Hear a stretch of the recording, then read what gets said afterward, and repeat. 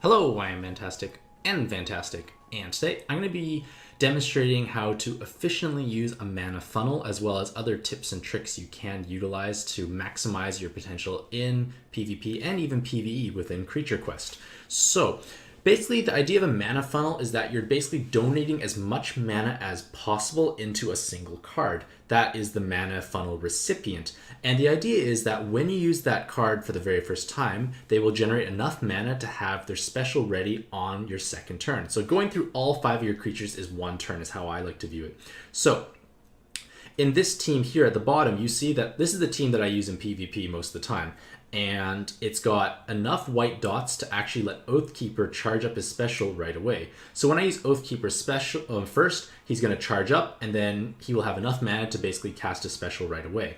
So another important tip for a mana funnel for most efficiency is to have another creature of the same color, and that is because it helps protect your mana funnel recipient, because in theory if my Oathkeeper was instantly killed, I lost all that mana. With Astral here, it kind of helps deflect some of the damage, as well as if I need another active skill, I can use Astral Watcher first, and then I can charge him up while having Oathkeeper as well, because you want to ideally utilize either a 0, 2, 4, or 8 times multiplier in order to do sufficient damage to remove multiple creatures. So in the case of my Oathkeeper here, I'm just going to give you a quick showing what he looks like. He's got a lot of power. I have a level 25 White Shrine, and I've got the Power Gold Enchant. So he's got a lot more power than the normal Oathkeeper would, and he's able to essentially have enough damage to clear a row with 8 times damage.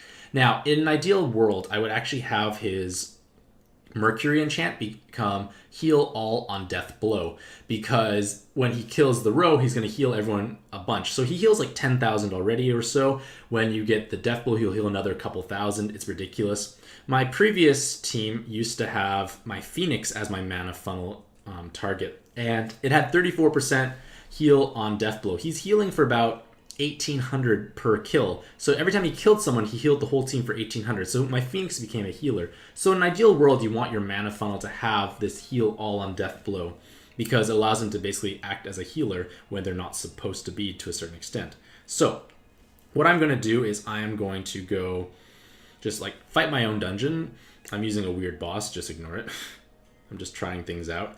But I'll fight my own dungeon on the first floor to give you an idea of what it looks like for the mana funnel. So I'm going to fight my stronger dungeon just to show you what my stronger dungeon looks like. This dungeon kills most people on floor 1 anyways. I usually get through. If I don't, then good job me. So I'm going to use my real team here to showcase what it looks like. So what's going to happen is my Oathkeeper will be attacking first and getting all the mana. Now there's plenty of other popular mana funnel cards. If you look at my tier list, which I have on my website, you can see what are the top tier legendaries, and most of them act as great mana funnel recipients. So I'll pop Oathkeeper, and look, all this mana is going into him, and he actually has enough mana to cast a special right now. So what I'm going to do is I attack with my Green Giant and then everyone else,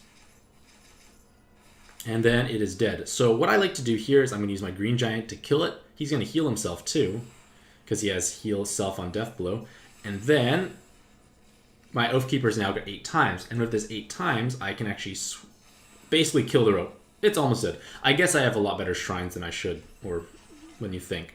So there we go. Like, basically they're all dead is the idea. I can't get that much more damage on my Oathkeeper. Maybe one day it's going to become a bad thing, that lack of damage. I'll sweep you. There we go.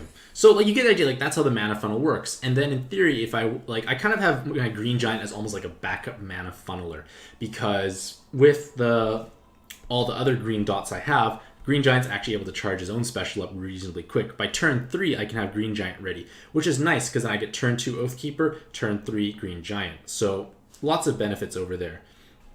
It doesn't even matter. I'm just going to quit. Like, I'm going to win anyways. I got through the dungeon. Full health, no one died. My specials weren't coming up, so that was nice in a sense, my defenders. So let's now try a different dungeon, but let us try a different team. So we are going to test the dungeon, but I'm going to use a different type of team.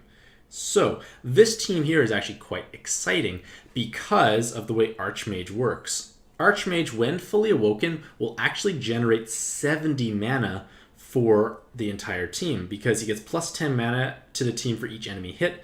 And when he's fully awoken, he is going to deal a total of, how many chain hits? 7 hits. Primary plus 6 others. So this is actually going to be hitting 7 times, so I get 70 mana for my whole team. And that is a big deal. And then that means I'm actually going to be able to use Archmage on turn 1, well turn 2 I should say, because he gets all the mana, but then everyone else afterwards is going to get enough mana to start casting specials as well, which is kind of exciting. So let us try it here. I think I mathed it out properly, so my Monkey King should have enough mana, I think. But let's see, I just used I used a team that has the things that are actually going to work for me, so do that. Get some combos. Wow, things are dead. Woo! Okay, so some things died, but you know what? That's okay. That's part of life. So then I pop my Archmage, and then wait for it. Look at that. I have mana on Monkey King. So normally my Monkey King would combo, but things died. I might even die, actually. But you get the idea of how Archmage can allow multiple specials to keep coming up repeatedly. So if I pop Monkey King, that looked kind of cool. And look at this. I can still use Archmage once again. I'm not even targeting anything. And look at Monkey King comes back for more damage. Pretty cool. Fire Giant can blow up one thing. Stego can just one-shot stuff. So you see how I've got so much mana going on. And my Archmage has Scholar, but if I put Scholar on my other creatures, they would actually gain the mana even faster. So look at Monkey King's ready, smacking around. Stego can just punch through. Like, basically I just spam Archmage every single turn, and I'm actually gaining enough mana for my whole team, which is a pretty cool concept. There we go. So then if I go to the last floor, I can just keep doing this over and over again. Oh, look, it's a Monkey King. Let's see how much damage he actually does. Not bad. Like, it's not bad damage, but he actually has the defense buff because I'm running 2 dungeons. I checked to see how much damage Monkey King could do. Kind of cool. But it doesn't matter. I could just basic attack through. Now, the problem is the chain won't jump over top. So, like, when I had those dead people, it wasn't even jumping over to the Stego. So I'm actually still going to kill it. Which is unfortunate, I guess, for my Monkey King. Monkey King is getting a little better. He's fully awoken, too. But you get the idea. Like, that's how the mana funnel can work efficiently. Obviously, having my Kitsune die, which is unfortunate. Let's, fine. Let me try this one here. Let's see if my Kitsune doesn't die. Because I want to make sure I have enough mana to basically do my Monkey King special with a combo multiplier. Because I want to see if I can actually sweep enough damage. Because I've been trying to make Monkey King work, but he's having issues. So let's keep trying. So Archmage. Just no one gets silenced. Oh, my Monkey King silenced. Okay, that's awkward. But look, I can now cast my Archmage's special, so...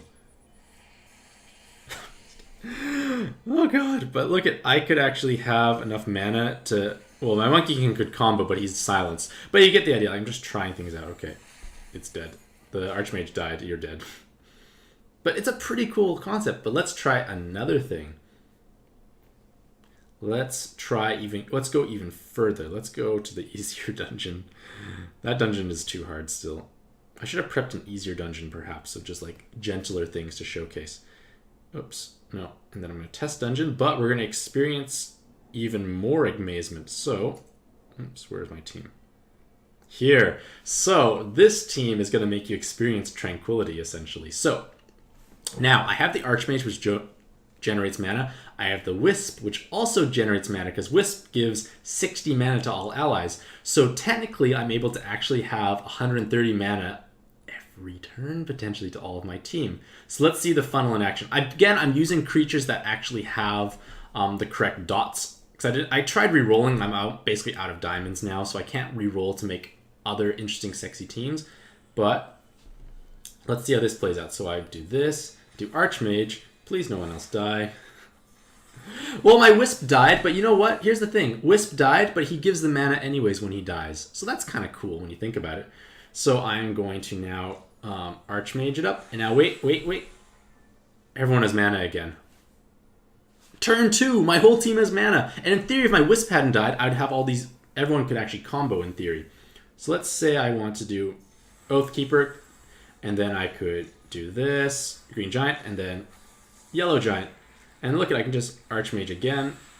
And look at, everyone's going to get more mana from the Archmage. Never mind, I lied because it didn't chain. Never mind, Archmage can be inconsistent like that. But you see how that mana funnel can work. That's pretty cool. Like, if my Wisp hadn't died, let's try that one more time. My whole team has specials, and amazingly enough, they could all combo if the Wisp hadn't died. So that's actually a really cool idea. Like, let's do this one more time. And the best part is the Wisp is a farmable creature. So even if you don't have Archmage, you can just abuse the Wisp and potentially get enough mana to do really interesting things. But having the entire team ready in one go is actually quite exciting. So please don't kill my Wisp. Please don't kill my Wisp. Nice, Wisp is not dead. Wisp is not dead, ladies and gentlemen. So, look at here. I'm going to pop my Wisp, and then everyone is going to gain mana, including my Archmage. So pop Wisp, and then my Archmage suddenly has mana. There is a delay, unfortunately. But Archmage now has 144 mana. So I'm going to just pop Archmage, and he's going to chain around. And then, look at that. Everyone has mana once again. That is kind of redonkulous. Do that, and then Oathkeeper. Amazing! Look at that mana ability. So then I do that. Wisp gains the mana back from basically just being the funnel. Like, this is actually a much more efficient way to gain mana than... Did I get stunned? I did get stunned. Like, I'm just gaining mana by... I gain mana from using Wisp, basically, which is kind of weird. Look, I'm basically full mana once again. I'm going to take some extra mana here and then pop Wisp to give everyone mana. And then everyone's ready again. Look at that. So let's try the Monkey King once again. Woo, Monkey King actually did some damage. Let's see if Monkey King can actually do something real. Not bad. Now here's the problem. I obviously have 2 yellows, so that's obviously a problem. But now, Monkey King will never jump over and smack everyone. So this will be problematic. Let's just watch. Okay, he did smack pretty hard. Okay. So now my Thunder Giant could still probably solo. Like, if I actually use my special... Like, I don't know. Color counters are just too strong in this game. But Monkey King has some potential to do damage, especially if nothing yellow happens. So, hopefully this video gives you some inspiration on how to better utilize a mana funnel and create really cool and exciting team compositions. So, let me know what you've been using as your mana funnel recipient in the comments below. How have you been faring in PvP? I wish you all the best of luck in your own CQ adventures, and happy questing.